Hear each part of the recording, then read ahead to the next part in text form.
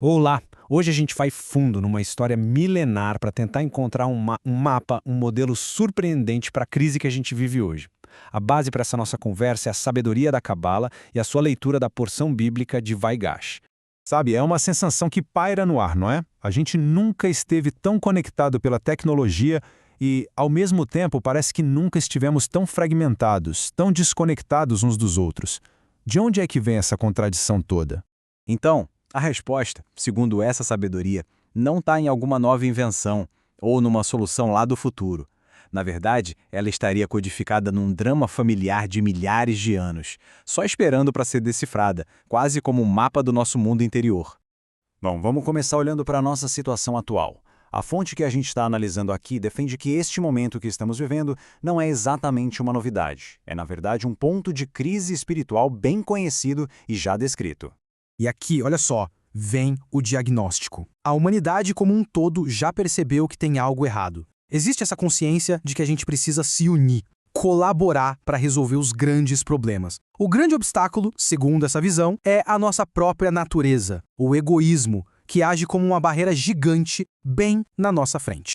E é exatamente aqui que a história de Vaigash entra. A ideia é que ela não é só um relato histórico. Ela é um roteiro simbólico que descreve em detalhes esse conflito interno e, mais importante, como superá-lo.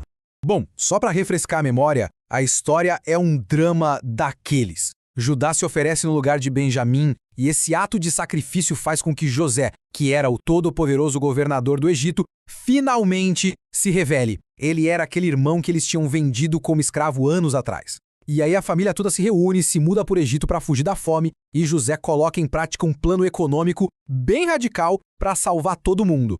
Agora, o ponto-chave é este.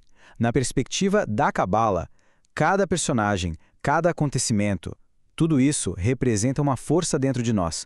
O Egito, o faraó, José, os irmãos, todos eles são parte da nossa própria psique.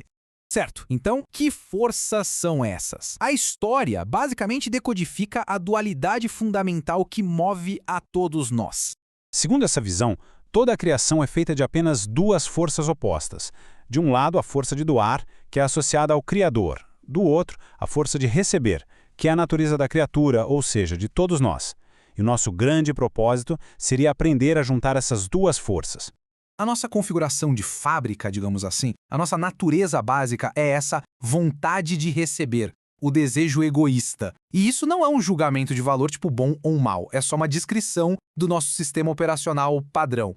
E isso nos leva a uma ideia bem impactante. O faraó, o governante máximo do Egito, o centro de todo o poder e do consumo, ele simboliza o nosso próprio eu, o nosso ego. Então, a dinâmica central da história é esse jogo entre essas duas forças. José representa a qualidade de doação, de conexão, o que é chamado de fundamento espiritual, ou yesod dentro da gente. Já o faraó, por outro lado, é o desejo egoísta puro, aquele que quer receber só para si mesmo. E o que é fascinante é como essas duas forças interagem. Elas não estão simplesmente em guerra. Elas entram num processo bem complexo de gestão e crescimento mútuo, e a história mostra isso de um jeito brilhante. Olha só o plano de José. Ele não acaba com o desejo de receber dos egípcios, de jeito nenhum. Em vez disso, ele o gerencia. Primeiro, eles usam o que têm. Depois, entregam seus bens. E, no final, a si mesmos para o controle do faraó. Mas tudo isso é orquestrado por José, que é a força de doação. E aqui vem o detalhe simbólico que amarra tudo, o imposto de 1/5, ou seja, 20%. O que isso quer dizer? Que o ego, o faraó, ainda é alimentado. Ele recebe a parte dele. Só que ele não está mais no controle total. Agora ele é sustentado e direcionado por um princípio maior, pela força de conexão de José. O desejo egoísta passa a servir a um sistema maior. Essa fase tem até um nome, Lo Lishma. É descrita como uma etapa intermediária, mas crucial no desenvolvimento espiritual. É quando as qualidades de doação são usadas, mas o benefício final ainda vai para o ego. É um estado interessante, onde o ego cresce, mas ao mesmo tempo, a força espiritual dentro da gente também vai se fortalecendo. E é super importante entender o que escravo significa aqui. Não estamos falando de uma pessoa e sim de um desejo. Um desejo dentro de nós é sempre escravo de uma de duas forças. Ou ele serve ao nosso ego, o faraó, ou ele serve à força de doação, o Criador. Não existe meio termo para um desejo. E tudo isso nos traz de volta para a nossa crise de hoje. Como a gente aplica esse modelo para escapar da nossa própria fome espiritual? A fome no Egito Antigo é uma metáfora perfeita para o que a gente vive. Chegamos num ponto em que nosso modelo de crescimento puramente egoísta já não se sustenta mais. A gente está numa fome de conexão, de propósito, de harmonia.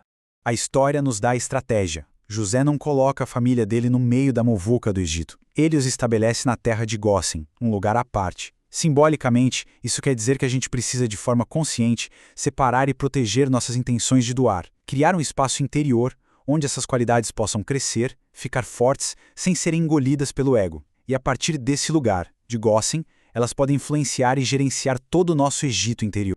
E qual o objetivo final desse trabalho todo?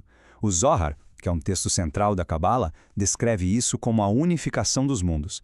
É a fusão da força de doar com a de receber, do espiritual com o material, para que tudo se torne, enfim, uma coisa só, uma unidade. Sair do Egito, portanto, não é uma viagem física, é transcender nosso estado de consciência que é limitado pelo ego. Entrar num outro nível de existência, simbolizado pela terra de Israel, que representa um estado de conexão direta com a força de doação. E assim, a análise dessa história milenar nos deixa com uma pergunta muito pessoal e bem urgente. Se todos nós vivemos em nosso próprio Egito interior, governados pelo nosso faraó ego, como que a gente faz para encontrar, nutrir e dar poder àquela força de José dentro de nós? Aquela força que tem o plano para nos guiar através da fome e nos levar a uma nova realidade.